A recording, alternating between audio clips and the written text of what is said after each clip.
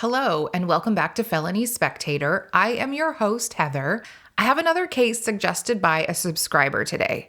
I love it when you guys email me to discuss cases or give me suggestions. You've brought up some pretty interesting cases to me. This one, however, was a hard one to get through because it's about kids, and when kids are involved, it's very difficult for me.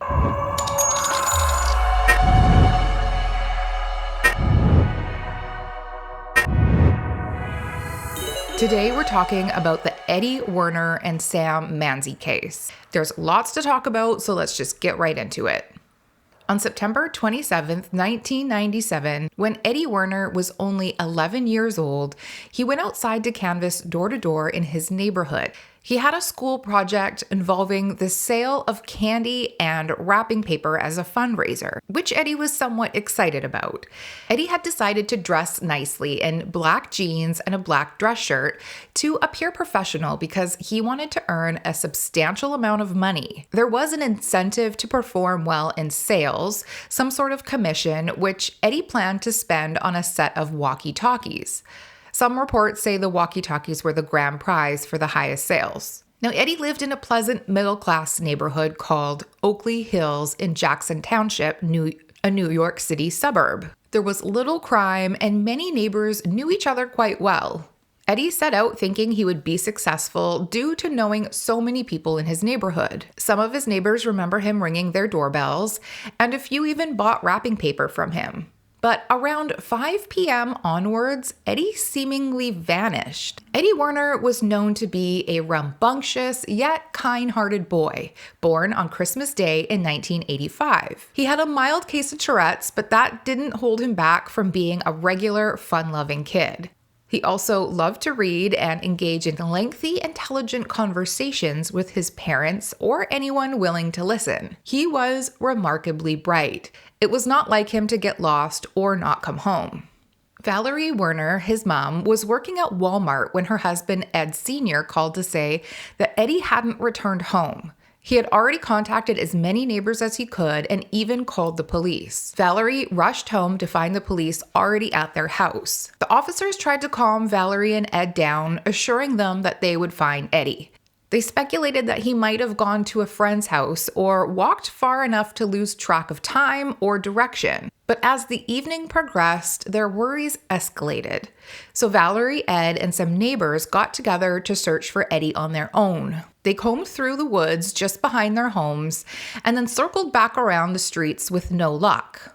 The search continued for 2 more days, and cadaver dogs were also brought in for a more thorough search. Within the first hour of the dogs searching the neighborhood, they had located something in the same wooded lot the Werners had combed through on Saturday evening. The wooded area was behind Wood Lane, where Nick and Dolores Manzie lived with their son, Sam Manzie, a family that the Werners didn't really know. Cadaver dogs have been known to make mistakes, so people were hopeful that it might be a dead animal or something else. Unfortunately, this time the dogs were right. They had located the small body of Eddie Werner. The discovery was devastating, but also shocking because Eddie's parents had looked in that same area, as did the volunteers. There was a small stream that flowed through the lot, and volunteers had followed that stream, ensuring Eddie hadn't tripped and accidentally fallen into the water. Unfortunately, the police saw signs indicating that this was no accident, including a shoe print on Eddie's back. Eddie's parents were utterly bewildered by the idea that anyone would harm their child. Their neighborhood had always appeared to be so safe, and they believed that they had no enemies. So how could this have happened? Thankfully, within days, the police had a suspect. The suspect was the son of the family who lived in front of the wooded lot where Eddie was found. His name was Sam Manzie, the son of Dolores and Nick Manzie, a kind Christian family who mostly kept to themselves. They also had an extremely intelligent daughter who excelled in school. Sam Manzie was 15 at the time of Eddie's disappearance. The police had already visited the Manzie residence while canvassing the neighborhood on the evening Eddie went missing. Nick had answered the door, expressing deep concern about the missing child, and offered to help. He unfortunately wasn't home that afternoon, but his son Sam was. Nick asked Sam to come to the door and speak to the police, but for some reason, Sam refused. Nick subsequently apologized, explaining that his son was being, quote, ornery, and he suggested that they came back in about an hour.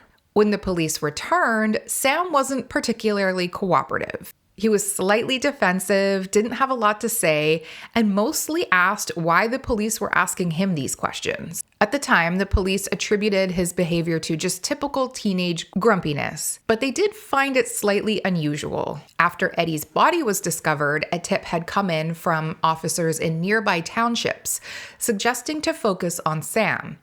The police then remembered his defensive demeanor and considered that to be a pretty significant detail. Sam Manzie was a troubled kid. The police had been called to his home a few times before by his parents due to his violent and dangerous behavior. He had also recently stood in front of a judge as his parents desperately were pleading for Sam to receive mental health assistance. We will delve into those details later. When investigators started to shift their focus onto Sam, they initially wanted to approach the situation cautiously, considering he was a juvenile. They also lacked any concrete evidence at this point, so they couldn't simply point fingers at this kid. To initiate their inquiry, they decided to revisit the Manzie residence to ask his parents for permission to bring Sam in for questioning. Surprisingly, Sam's mom was very cooperative, even after learning that they wanted to speak with Sam regarding a murder investigation. Most mothers might be very protective, but Dolores' willingness to cooperate was kind of unexpected. She then stunned them further by turning to Sam and directly asking if he had hurt the little boy. She demanded that Sam look her in the eye and give her an honest answer. Sam responded with something like, "I wasn't hurting the little boy, I was killing the little boy." And just like that, the police had their guy. Now, what we learn about Sam from this point on is pretty gut-wrenching. A warning, we talk a lot about SA and abuse. Sam would be brought down to the station where he was further questioned. Sam went into great detail about what happened the day Eddie disappeared. He wasn't shy or embarrassed. His demeanor was calm, and he had no issues sharing his story. He even admitted to taking a picture of Eddie when he died, which he had hidden in his room along with the money Eddie had made selling the wrapping paper. Dolores went home and found the photo and the money, and she gave it to police as evidence. Dolores still wanted to be helpful. She didn't want to make excuses for her troubled son. She loved him, but deep down she was also scared of him. When Eddie disappeared, he was almost done selling for the night. He started off selling with a friend, and they were supposed to stick together, but when his friend wanted to go home, Eddie decided to go to just a few more houses before also heading home, which was just a couple blocks away. Just a few doors down from the Manzies, a woman remembered seeing him and said that he was happy. He was full of smiles and really friendly. A really cute little boy. When Eddie knocked on the door of the Manzies' home, Sam answered grumpily and said that he wasn't interested in whatever this kid was selling. Sam was also home alone. His mom, Dolores, was usually home on weekends, but once a month she worked on a tour bus that visited Atlantic City for gambling. On this particular day, Sam's dad was helping his mother on the bus, and his sister was out with friends. When Eddie started to walk away from Sam's residence, Sam decided at that moment that he wanted Eddie. There was just something intriguing about this little boy all dressed in black. Sam had also been having fantasies of being with younger boys physically, and recent events in his life brought out this darkness in Sam that he no longer tried to hide. Sam called out to Eddie saying that he changed his mind and he wanted some wrapping paper. He asked Eddie to come inside and wait as he forgot his glasses. After Eddie entered, Sam locked the door behind him, and Eddie immediately knew that something was wrong and begged to be let outside. Sadly, Sam had already made his mind up and he was not going to let Eddie go. Sam wanted to enjoy this experience of fulfilling his fantasy, so he brought Eddie into his room and put on some Smashing Pumpkins to try and calm him down. According to Sam, Eddie continued to cry and beg for a way out. Sam attempted to SA Eddie, but the crying annoyed him so much that he grabbed his alarm clock, ripped it out of the wall, and began to strangle Eddie with the cord. Allegedly, he did this for upwards of 40 minutes. It's assumed that Sam was taking some of his rage out on Eddie. He had rage about Eddie not making this moment enjoyable, and he also had rage that a different sexual relationship he wanted with an older man couldn't happen. After Eddie died, Sam was pretty surprised at himself. Not scared or worried about what he did, just shocked that he actually did it.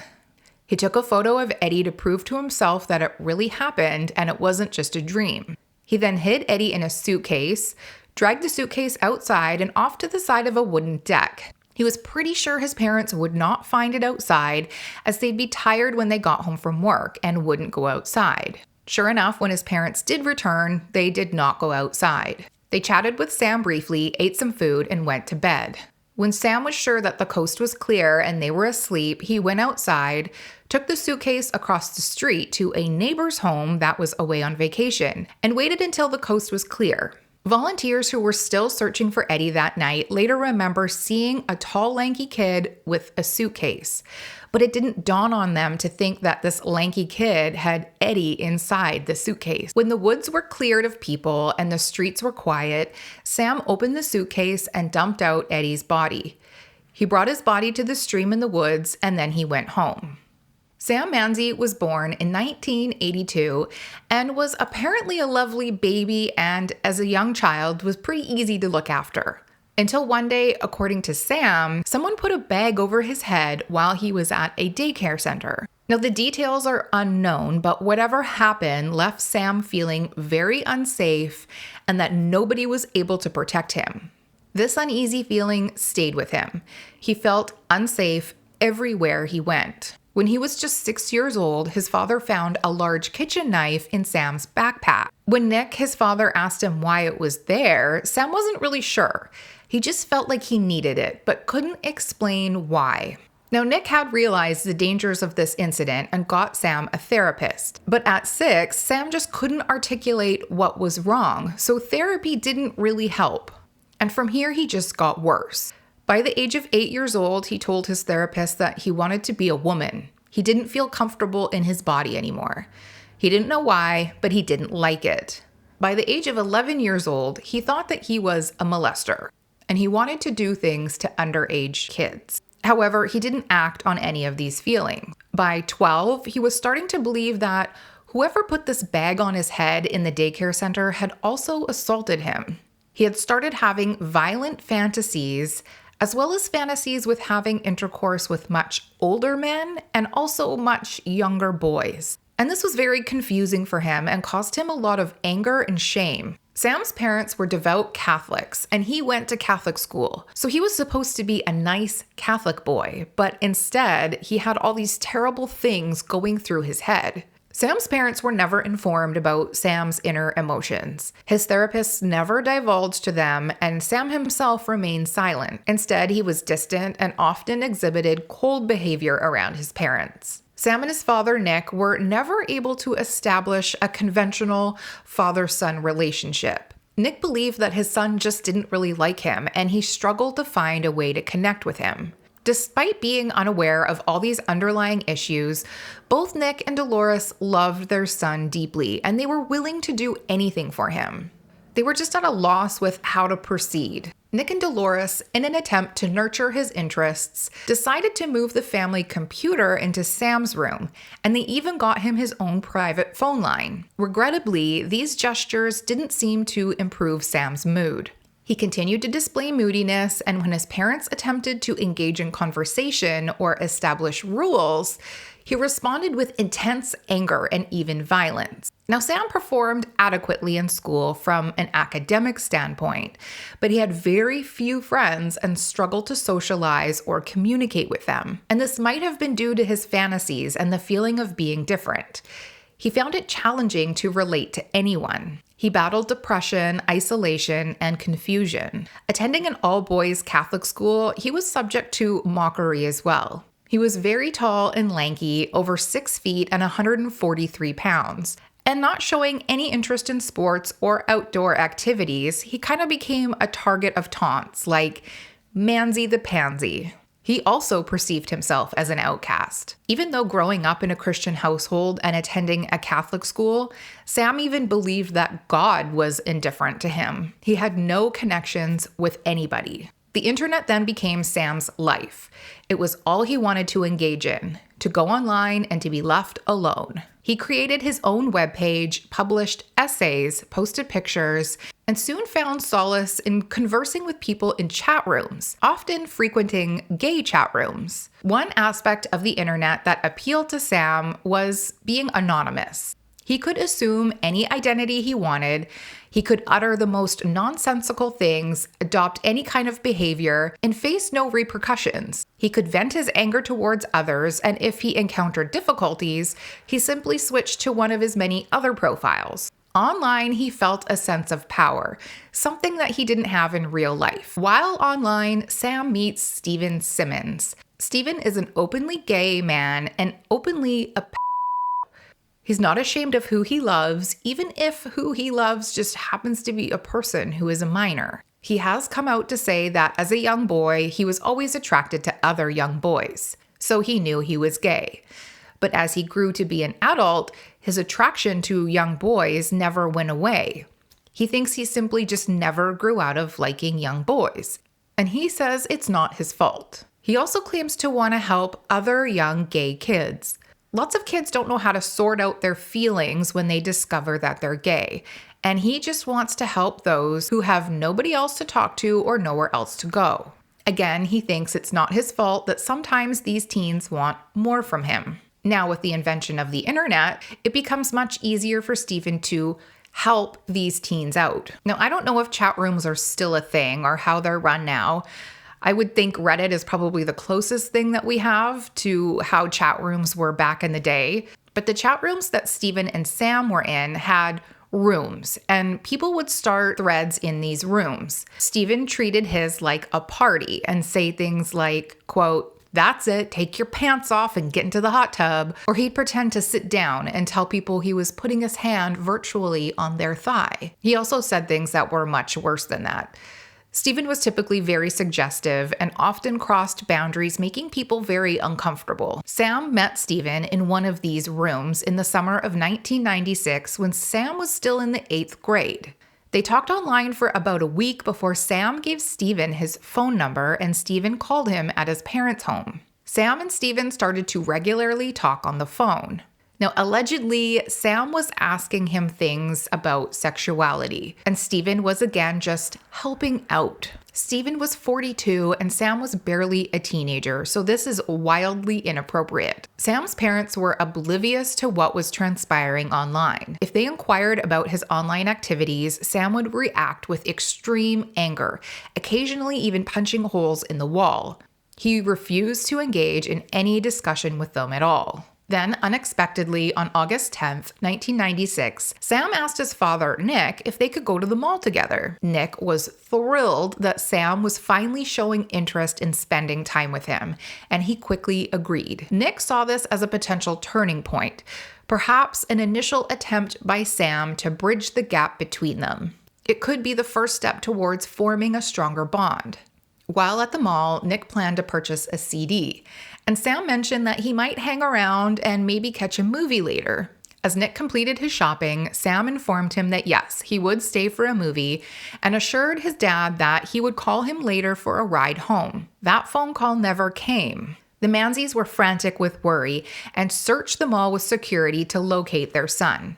They eventually called police and filed a missing persons report. Now, Sam did in fact see a movie, but he saw it with Stephen. They had secretly arranged this so they could meet for the first time. While at the movie, allegedly they touched each other over their clothes. When the movie was over, they went into a wooded area behind the mall and kissed. According to Stephen, it was Sam who begged to go to Stephen's house and threatened to unalive himself if he wasn't taken there. Stephen apparently tried to call his bluff by saying he would only take Sam if he agreed to have sex, and Sam agreed. Sam would later tell police that he had fantasies of older men, and this was the perfect opportunity to fulfill one of those fantasies. Stephen, being the sick person he is, also didn't back down despite Sam only being 14. Sam spent the night at Stephen's, and they did all sorts of things that I won't get into. I will only say that it said that it was consensual. Sam's parents, on the other hand, barely slept Saturday night. They were so sick with worry.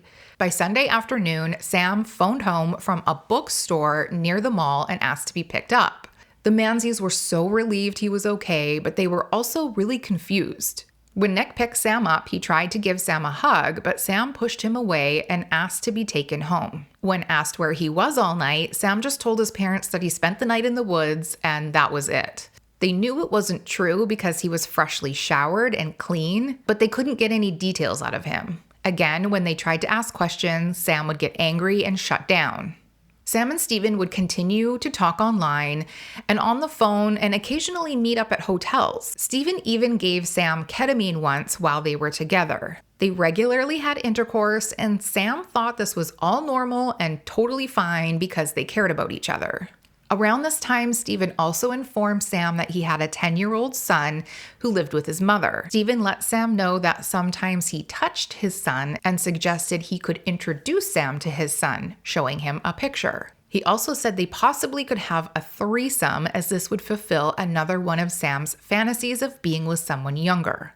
I believe Sam declined because he started to fall in love with Stephen and wanted him and only him. Stephen later denied this conversation happened. By September of 1996, Nick became aware that their phone bill had significantly escalated. Upon examination, he discovered numerous long-distance calls to Long Island, New York. When he confronted Sam about the calls, Sam initially denied any responsibility, but then downplayed the calls by saying they were with an online acquaintance. Nick was skeptical of Sam's explanation and decided to dial the number himself. To his surprise, he found that the number belonged to an adult. The person identified himself as Stephen and informed Nick that yes, he had been in communication with his son Sam. They had only discussed computer issues. This made Nick uneasy, and he insisted that they cease all communication. About a month later, in October of 1996, Stephen visited Sam at his parents' house while they were out of town working. Sam claims they engaged in intercourse, but Stephen denies this and went on to say that Sam was acting childish and he ended up sleeping on the couch. Sam and Stephen's relationship began to deteriorate after this point, particularly due to the difficulty of maintaining phone conversations and arranging in-person meetings. It also seemed that Stephen in particular grew concerned about the potential consequences and the risk of getting into trouble. When this happened, Sam went into an even deeper depression. His grades were failing, he was losing weight, and was very angry all the time. He then randomly sent a letter to one of his teachers offering them oral sex. The school told Sam's parents that Sam needed counseling and that he was not allowed to return to school without a psychological exam, but they never revealed why or told him about the letter. His parents just assumed this disciplinary action was due to his attitude. By spring of 1997, the relationship with Stephen was basically over, and Sam was in such a low spot in his life that he reached out to Cyber Angels, a nonprofit organization that helps kids and protects them from online predators. The information that Sam revealed was so severe that they called the police. The police never followed up with Cyber Angels, and this report seemed to have been ignored and just fell through the cracks. Then in the summer of 1997, Sam decided that he missed Stephen and he wanted him back in his life. So he mailed a love letter and a photo of himself to Stephen at his place of employment. His employer opened the letter because it was technically addressed to the t-shirt printing business in care of Stephen Simmons. When his boss opened the letter, he saw that the writing seemed to be of a child. The photo was also of a child, so out of concern, he looked up Sam's phone number and called his parents. He also called the FBI. During this phase of Sam's life, his violent behavior had escalated to a point where his parents felt they had to dial 911 for assistance. Sam was transported to a psychiatric center, a move that Nick and Dolores hoped would provide help that he needed. However, to their disappointment, Sam was released that same night. With their desperation growing, they reached out to Shoreline Behavior Center. There he received a diagnosis of depression and was prescribed medication, and also enrolled in an outpatient treatment program. Meanwhile, the police were delving into Stephen Simmons after the employer contacted them concerning the letter. It was then that they found the report from Cyber Angels against Stephen Simmons. Now the police made the decision to build a case against him in order to apprehend him. The police then reached out to Nick and Dolores, informing them about Stephen's identity and the disturbing situation. The news left them not only shocked, but also deeply disgusted. Dolores was determined to fully cooperate and was ready to do whatever it took necessary to ensure Stephen's arrest. She then attempted to persuade Sam that he also needed to cooperate with the authorities. Sam was pretty confused about his role. He had cared about Stephen, but he also knew what happened was wrong. Sam reluctantly agreed to go to the station and answer all sorts of questions. He gave statements on how he met Stephen and the intimate details of their relationship. It was frightening to Sam's parents to know how Stephen had manipulated and severely abused Sam. The police had also gone to the Manzie's home and confiscated photos that Sam and Stephen had taken together, which had Sam in very lewd poses, naked below the waist. Investigators asked Sam if he'd help them out by keeping in contact with Stephen. Their phone calls would be recorded in hopes of catching him saying something incriminating. It's said by the investigators that Sam was eager to help, but Sam later said that he wasn't so sure.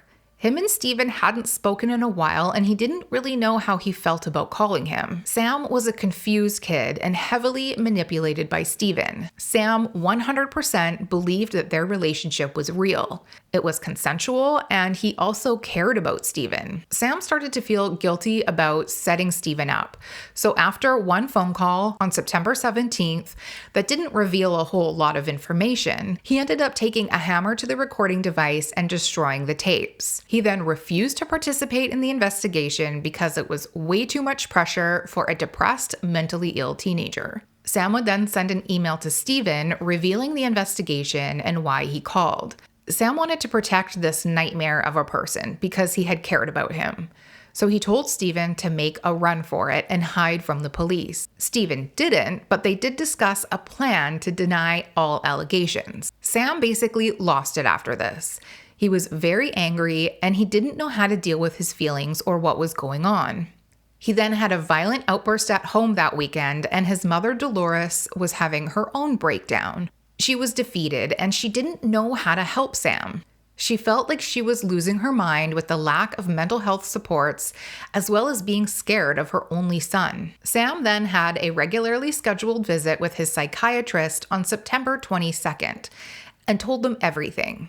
He also warned his therapist that he wanted to hurt somebody really badly and felt as though he was being ignored. When Sam's mom came to Kimball Medical Center where Sam was, she broke down herself because she did not want to take Sam home. The therapist became more concerned with Dolores than she was of Sam. They insisted that Dolores take Sam home, but she was refusing and just crying and hysterical. Dolores then called the detectives for support at the medical center. Unfortunately, when the detectives arrived, Sam was acting and speaking in a calm manner, and it was Dolores who was frantic. She was demanding that Sam be put away and went as far as to say that she would slit her own wrists if she was made to take Sam home. I guess what happened next is that Sam was referred to Kimball's emergency psychiatric unit to screen him for Ocean County Family Court. The workers there needed to observe him to see if he needed to be registered. But since Sam was acting so calm and it was Dolores who was crying and threatening to slit her wrists, they largely ignored Sam and thought that she was the problem. They didn't get to discuss the last year of Sam's violent behavior. He had been starting fires, hurting animals, and had this relationship with Stephen, and also trashing the house. But they didn't get to hear that because the focus was on Dolores and her hysteria. It was decided that Sam would stay for 24 hours so that everyone could calm down. Then on Tuesday, September 23rd, when Sam was going to be discharged, Dolores got emotional again. She didn't think this was in the best interest of her son, and again was feeling helpless. They had looked into residential schools, but they were very expensive, $350 a day that insurance wouldn't cover. Dolores was scared, their daughter was scared, and Nick saw no hope. As a temporary solution, Sam stayed in a shelter for one night, but being that he wasn't technically homeless, he wasn't allowed to stay longer. The following day, a person in the court's family intervention unit was called in to assist the Manzies.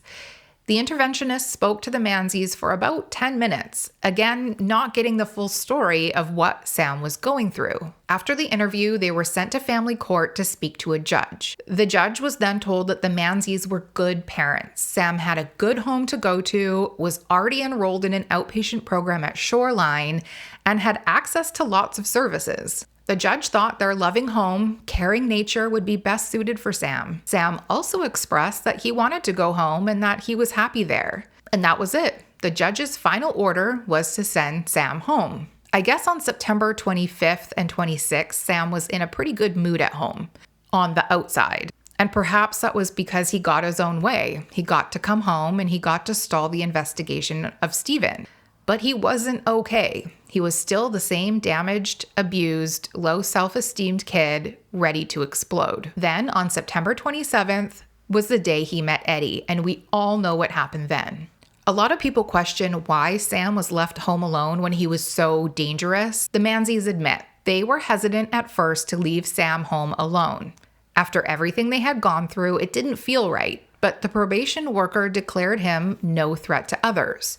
The judge was also confident Sam was safe at home, so they trusted the decisions of the professionals and went to work on the tour bus, leaving Sam home alone. Unfortunately for the Werners, that would be the worst decision. Stephen has been largely blamed for Sam's mental health, but Stephen apparently has his own opinions on what happened and has defended his actions and relationship with Sam. Stephen allegedly told Sam he needed help, which is ironic since he also needs mental help himself. He thought Sam was disturbed, but yet he perpetuated Sam's mental illness and convinced him to do very inappropriate things.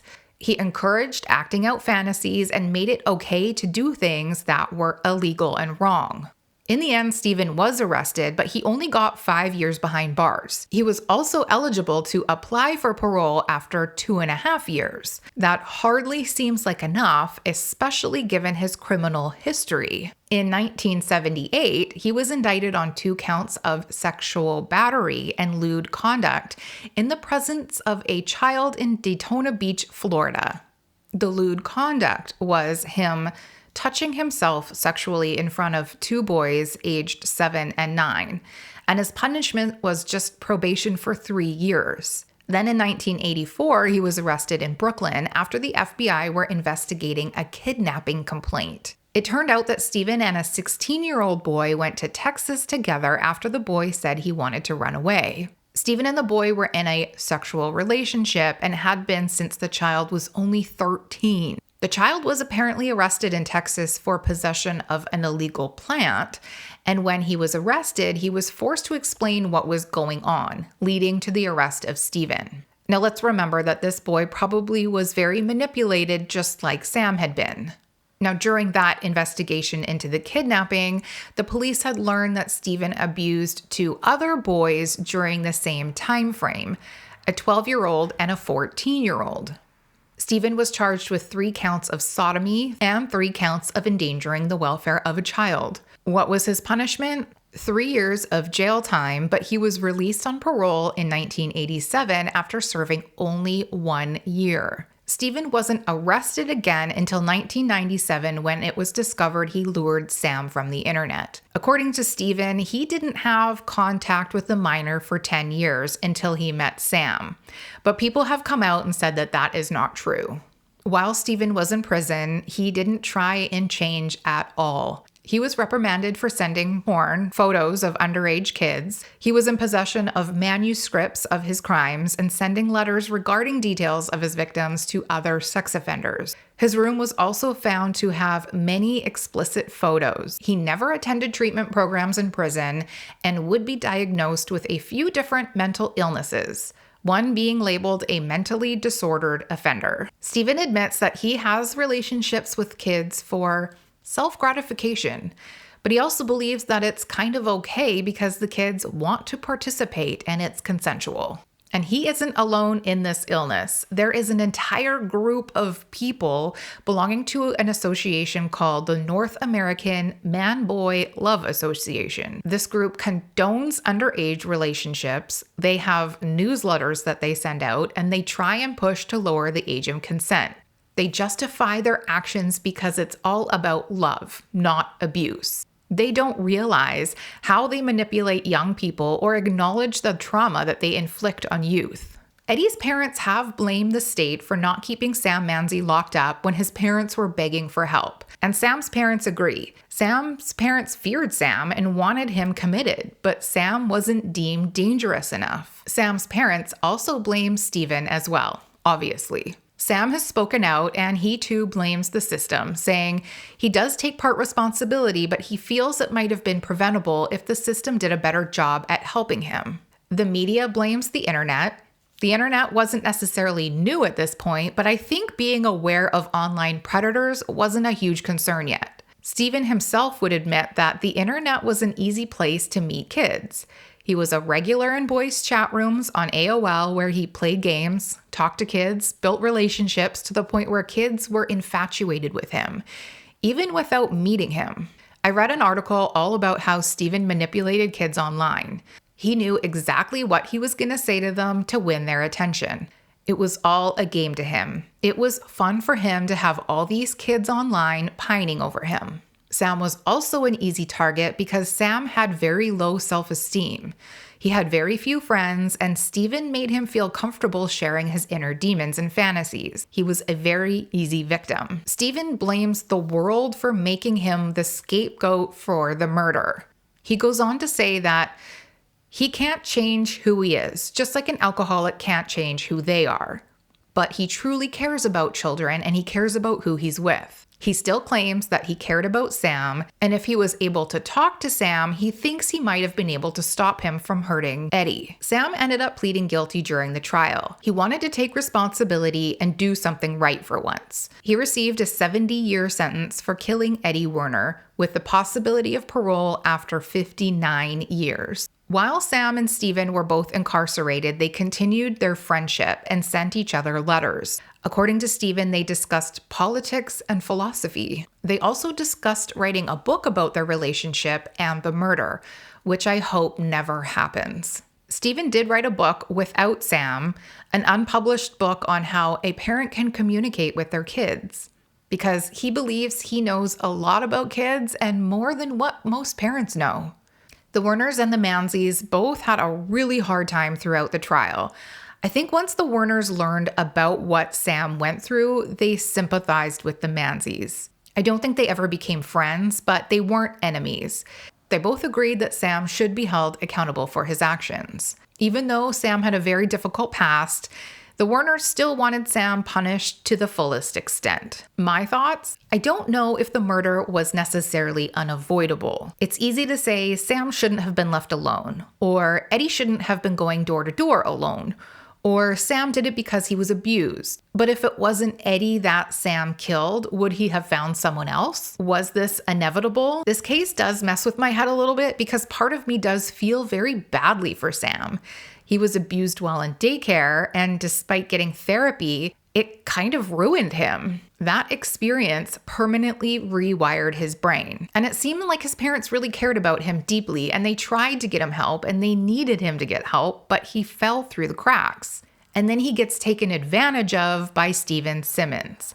It's all really, really upsetting. I also feel badly for Eddie's parents too. Their poor son lost his life due to someone else's mental illness. Grieving must have been really difficult in this case because there are so many layers and so many questions, more than just Sam to blame. I'm sure the relationship with Stephen made things 100 times worse. Stephen was all about giving into your fantasies, and he made the abuse okay, under the guise of care. And so many cases are like this.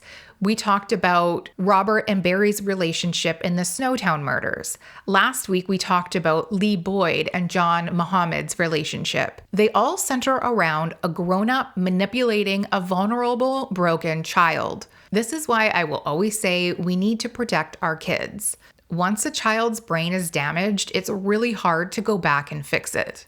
And the help out there is just never enough. What do you think? It's a pretty upsetting case, but I'd still love to know your thoughts. That's it for today. Thanks again for joining me here at Felony Spectator, and I will see you again soon.